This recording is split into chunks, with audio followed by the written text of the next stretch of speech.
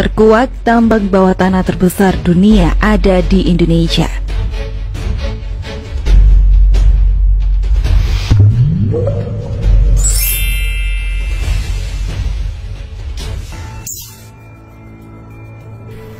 Tahukah Anda, tambang bawah tanah terbesar di dunia ada di Indonesia? Tambang tersebut dikelola oleh PT Freeport Indonesia atau PT FI di Papua. Seperti apa kecanggihannya? Tambang bawah tanah kita ini terbesar di dunia. Jadi kita perlu bangga bahwa tambang bawah tanah terbesar di dunia adanya di Indonesia, khususnya di Papua. PT Freeport Indonesia sudah lebih dari 5 dekade menambang tembaga dan emas di Mimika, Papua.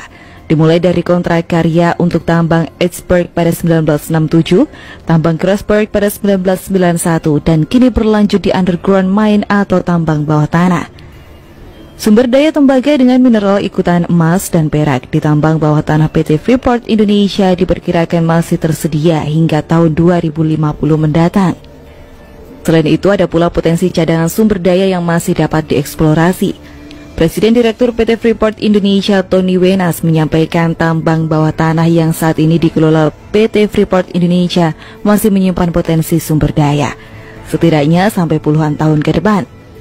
Kalau dengan pola penambangan dengan cadangan yang ada saat ini bisa sampai 2050.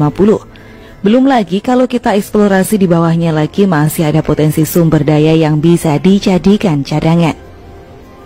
PT FI membutuhkan waktu sekitar 12 tahun membangun infrastruktur tambang bawah tanah yang saat ini dioperasikan. Investasi yang dikucurkan untuk pembangunan tersebut mencapai 8 miliar US dollar. Soal otomatisasi, jadi semua peralatan alat berat yang ada di tambang bawah tanah itu dikemudikan secara remote dari jarak kira-kira 10 km dari tambang itu di ruangan yang ber-AC, dan oleh anak-anak muda, perempuan juga banyak mengoperasikan alat-alat berat. Kemudian ada kereta bawah tanah yang juga dikendalikan dari jarak jauh, jadi di dalam kereta tidak ada tenaga manusianya. Dan ini bagian dari transformasi digitalisasi yang kita lakukan. Jadi memang tambang Freeport ini adalah salah satu tambang yang terbaik di dunia, baik dari segi cadangannya, dari segi skalanya, dan juga dari segi good mining practice-nya, termasuk teknologi yang diterapkan. Pola eksplorasi serta teknologi yang digunakan menjadikan tambang bawah tanah PT FI menjadi salah satu yang terbaik dari segi cadangan sumber daya, skala, hingga dalam hal praktik penambangannya. Pemerintahan Presiden Jokowi pada 2018 lalu memperpanjang izin tambang PT Freeport Indonesia hingga tahun 2041. Apa yang akan terjadi setelah 2041?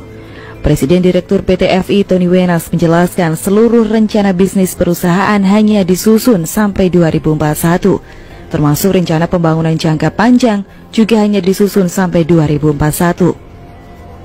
Sementara cadangan di tambang Freeport di Papua masih cukup untuk dikeruk sampai tahun 2050-an.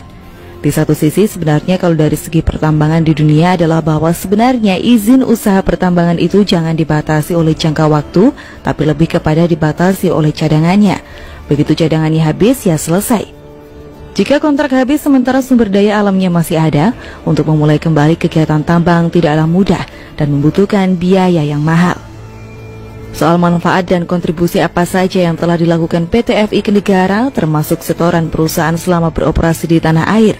Menurutnya, sejak rezim kontrak hingga izin usaha pertambangan khusus, pihaknya sudah menyumbang hingga 290 triliun rupiah. Kalau dibilang kontribusi ekonomi memang kurang banyak memberitahukan di masa lalu. Contohnya misalnya bagi pendapatan negara itu dari tahun 1992 sampai 2020 itu sebesar 21 miliar US dollar atau sekitar 290 triliun rupiah. Itu langsung dalam bentuk tunai, pajak, dividen, royalti, dan pungutan lain-lainnya.